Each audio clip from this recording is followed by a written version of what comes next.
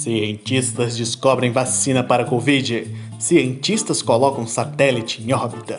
Cientistas descobrem água em Marte.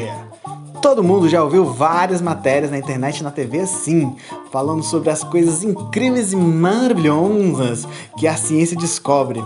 Mas você já parou para pensar? O que é ciência? E mais, quem são os cientistas? O que eles comem? O que eles fazem? Onde vivem? Nesta sexta, no Globo... Não, quer dizer, a aula é quinta-feira, né? Nesta quinta, na aula do professor Felipe. Bom dia, alunos e alunas. Estamos aqui nas florestas planaltinenses procurando cientista. Alguns relatos dos nativos dizem que por aqui passam muitos cientistas, às vezes procurando água, procurando abrigo, alguma coisa assim. Estamos aqui para procurá-los. Temos que fazer muito silêncio. São seres muito arredios. São seres que a qualquer momento fogem e correm. Ali, um cientista.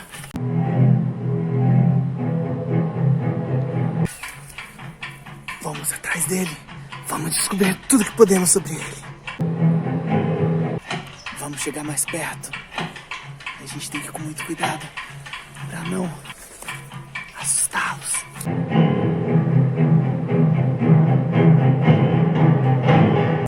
Vamos chegar pertinho pra gente ver essas maravilhas. Um cachorro doido dele também. Vamos devagarzinho, gente, devagarzinho. Chegar no cientista. Vamos lá, vem com a gente.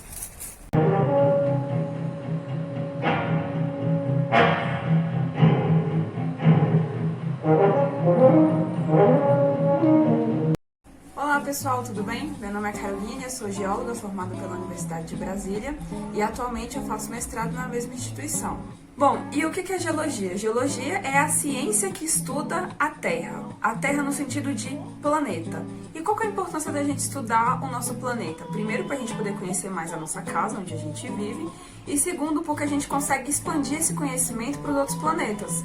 Eu não sei se vocês sabem, mas agora a gente está tendo uma expedição para Marte, onde tem um carrinho lá e ele está fazendo análise das rochas que tem em Marte. E por que eles estão analisando as rochas de Marte? Porque eles estão atrás de registros de vida.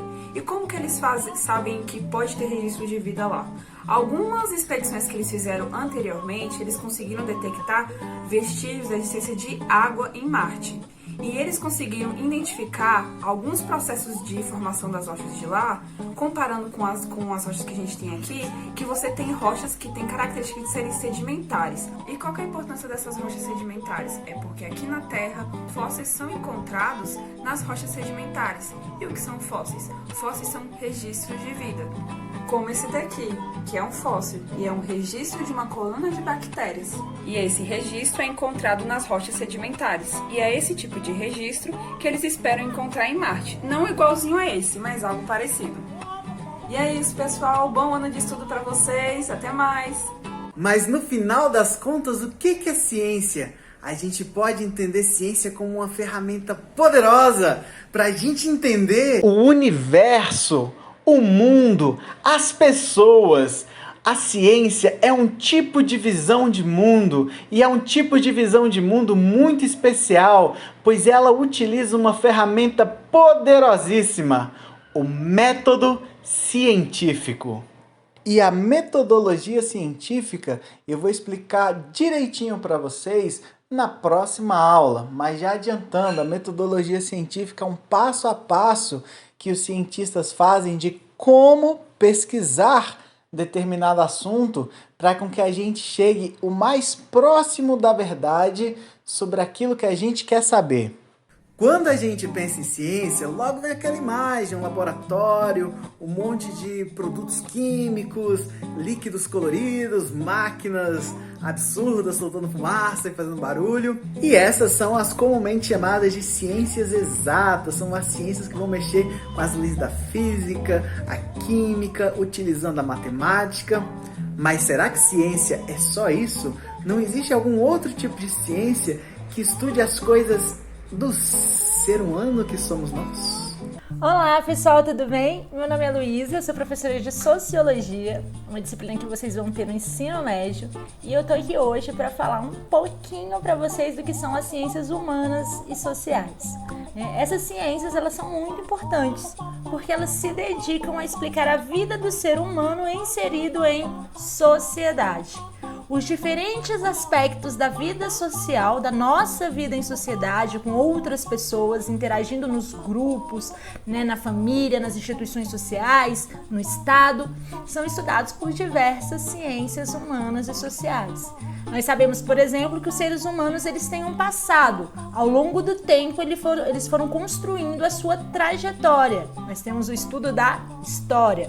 Sabemos que os seres humanos alteram o espaço no qual eles vivem, Eles se utilizam desse espaço de formas variadas para a sua sobrevivência e a sobrevivência e manutenção da sociedade. Nós temos a geografia. Os seres humanos eles são diferentes, nós brasileiros, os japoneses, os nigerianos, os americanos. Nós temos a antropologia, que estuda a diferença entre a cultura dos povos. E para cada um desses aspectos das estruturas, aquilo que compõe a sociedade, nós temos aí, por exemplo, a sociologia explicando os fundamentos da vida em sociedade. Essas ciências, elas são todas muito importantes porque elas nos ajudam a pensar, a analisar o mundo ao nosso redor e entender por que as coisas são assim, Por que existe no mundo desigualdade social, por que existe o Estado, o governo, como são feitas as leis, por que a nossa sociedade brasileira, por exemplo, é de uma determinada forma, com determinados problemas. Então, quanto mais você vai se apropriando do estudo das ciências humanas e sociais, mais você vai tendo ferramentas para compreender a sociedade e o mundo ao seu redor. Então, é realmente muito importante o estudo dessas ciências. E como todas as ciências, elas têm um método próprio, um método científico que é aplicado para as ciências humanas e sociais, com técnicas de investigação. Por exemplo, eu quero estudar sociologia da violência. Por que uma determinada sociedade ela tem um determinado índice de crimes? Eu vou realizar pesquisas, ver dados estatísticos, entrevistar criminosos, Então eu vou fazer todo um trabalho de campo para entender o que está levando as pessoas naquela determinada comunidade, por exemplo, a cometerem crimes. E por aí vai, existem várias outras áreas de conhecimento dentro da história, geografia, sociologia, antropologia, ciência política, economia. E tudo isso é o fantástico mundo, então, das ciências humanas e sociais. Espero que vocês possam ir se entusiasmando e conhecendo mais, porque realmente é muito fascinante. Um beijo! Então, nós aprendemos que ciência é um tipo de visão de mundo que segue um passo a passo, que eu vou ensinar direitinho para vocês, que é a metodologia científica. Vou ensinar isso na próxima aula bem direitinho para vocês. E que esse conhecimento serve para a gente descobrir como funciona o universo, as rochas tanto do planeta Terra como em Marte, por exemplo. Serve para a gente estudar a vida, serve para a gente entender se existe vida em outros planetas. A ciência também serve para a gente entender e conhecer a sociedade, as pessoas, como funciona a mente das pessoas, a neurologia, a ciência que estuda o cérebro e tudo mais. Mas quais são as aplicações práticas para a ciência? Será que tem algumas profissões que trabalham com ciência? Será que a ciência produz conhecimento que outras profissões utilizariam ela? Vamos ver? Olá pessoal, tudo bom? Meu nome é Gustavo Bacelar, eu sou médico, eu trabalho no posto de saúde número 5 de Planaltina e nesse trabalho atendo pacientes com Covid. E aí por conta disso, o Felipe pediu para eu conversar um pouquinho com vocês a respeito do Covid e também da relação da medicina com a ciência. Gente, então vamos lá. Esse vírus que apareceu há pouco mais de um ano lá na China, a gente já conhece bastante sobre ele. Compreensão de que existem vírus, de que essas estruturas são capazes de causar doença. Esse próprio conhecimento é fruto da ciência. A gente descobriu a existência desses vírus não muito tempo atrás, por métodos de pesquisa, No caso específico do coronavírus, esse vírus ele foi isolado em laboratório e a gente já conhece bastante sobre ele, por conta das pesquisas de laboratório, de centros de pesquisa, certo? E a gente sabe que esse vírus ele se transmite principalmente pelo ar, certo? A pessoa, quando ela está falando, quando ela está tossindo, espirrando ou até mesmo respirando, ela libera algumas gotículas que não são visíveis normalmente. O vírus ele utiliza essas gotículas e ele pode ser transportado nelas. Então, no que eu estou falando aqui, e se eu tivesse o coronavírus, ele estaria sendo transferido no ambiente. Uma vez que essas gotículas elas viajam, elas podem atingir a superfície aqui das mucosas, ou da boca, ou do nariz, ou dos olhos. E uma vez que ela atinge essa superfície de mucosa de outra pessoa, o vírus consegue infectar a pessoa. E a partir daí, a infecção vai se desenvolvendo. Existem outras formas de transmissão dessa doença. Essa gotícula, por exemplo, ela pode cair, por ação da gravidade, em cima de uma superfície. Por exemplo, uma mesa ou uma maçaneta. Aí uma pessoa pode encostar nessa superfície, que tem o vírus ali, e levar a mão com o vírus na boca, no nariz, nos olhos, e aí também o vírus consegue causar infecção. Esse é um vírus que ele também consegue viajar no ar, e é por isso que ele tem facilidade de causar infecção em locais fechados. Todo esse conhecimento ele foi adquirido por meio da ciência, por meio da pesquisa. Então, a ciência ela atua de uma forma fundamental para a medicina. E aí eu vou contar para vocês um pouquinho como o Covid se manifesta. A gente estava conversando que o vírus chega na mucosa e aí ele começa a se reproduzir e vai infectando outras e outras células. O nosso organismo ele começa a desenvolver uma resposta de defesa, uma resposta imunitária e inflamatória. Nesse equilíbrio entre a proliferação do vírus, a multiplicação do vírus e a resposta da pessoa, é por conta dessa interação que aparecem alguns sintomas. Por exemplo, o nariz começa a escorrer, a pessoa começa a tossir, ter dor de garganta, pode ter dor de cabeça, febre. O vírus do Covid, ele começa com esses sintomas, que lembram uma gripe, um resfriado. Bom, e a gente sabe também uma coisa já, que é muito importante. A pessoa, antes de manifestar esses sintomas, já pode transmitir o vírus, certo? Então, você chega, e a gente tem visto muito dessas situações no dia a dia dos nossos atendimentos. As pessoas chegam, não estava ninguém sentindo nada, eu fui na casa de um parente, na casa de um amigo, a gente ficou sem máscara, mas ninguém estava sentindo nada, a gente pensou que não fosse acontecer nada. E aí, poucos dias depois, as pessoas começam a manifestar os sintomas.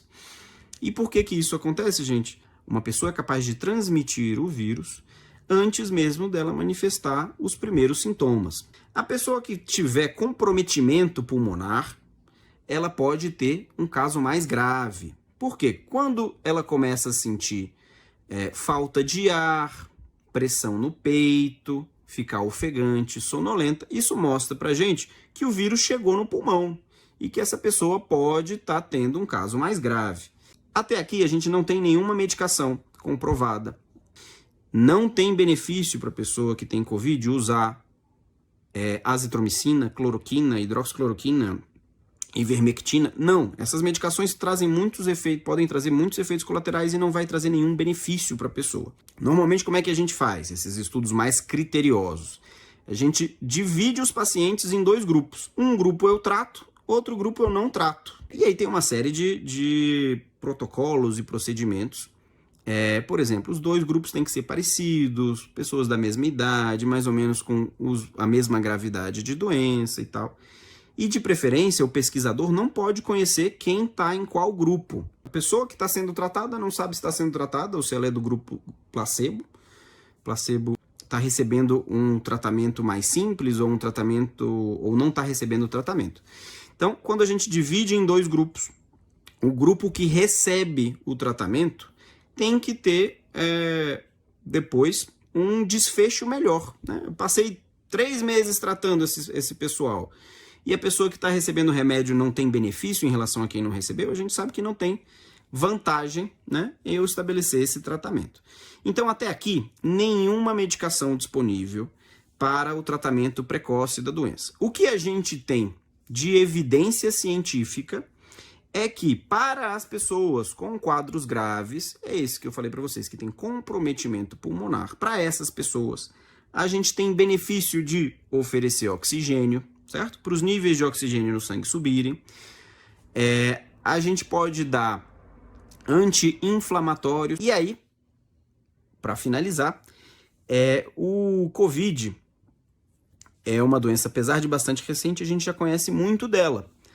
E a ciência é a base da medicina de hoje, da medicina moderna, porque é a partir da ciência que a gente consegue saber quais são as medidas de saúde, quais os tratamentos que a gente pode instituir e que vão trazer benefício para as pessoas. Vou pedir para vocês algumas coisas. Que nem eu expliquei, o vírus ele se transmite pelo ar, não é isso? Ele prefere locais fechados. Então, usem sempre as máscaras. A máscara ajuda, ela evita a eliminação e o contágio pelas gotículas. Evitem aglomerações, estejam sempre distante das outras pessoas, 1,5 m, 2 metros, porque a gotícula ela viaja no ar, mas ela cai por conta da ação da gravidade. Então, se a gente está a 2 metros, a gente se protege um pouco mais. Lavem sempre as mãos, que nem eu falei para vocês, as mãos se contaminam com o vírus na superfície, certo? Dos objetos. E também evitem sair, gente, evitem circular, porque é no contato com outras pessoas que a gente se contamina pelo vírus. A gente está no período mais crítico da pandemia, desde o começo dela. Os hospitais estão lotados, as UTIs estão lotadas, a tenda onde eu atendo está lotada. Então, é um momento realmente muito difícil e a gente precisa da colaboração de vocês. Fiquem em casa sempre que possível, tomem as medidas de cuidado que eu conversei com vocês, para se proteger e para proteger os outros também. Beleza? Um abraço e bons estudos para vocês esse ano. Tchau, tchau. Então é isso, meu povo. Espero que vocês tenham gostado da aula. Gostaria muito de agradecer a Caroline por ter participado, a Luísa, que, caso vocês não saibam, é minha irmã, a socióloga. Ela é minha irmãzinha querida do meu coração, também virou professora. E o Bacelar, né, nosso querido amigo, lindo, maravilhoso, charmoso médico. Gostaria muito aí de agradecer os três por estar participando e agradecer você também, querido aluno do meu coração, que está assistindo, que teve paciência para assistir todo esse vídeo. Muito obrigado, eu espero que vocês tenham gostado. Próxima aula a gente vai falar um pouquinho mais de ciência, a gente vai falar sobre metodologia científica. É isso aí, se cuidem, fiquem todos muito bem!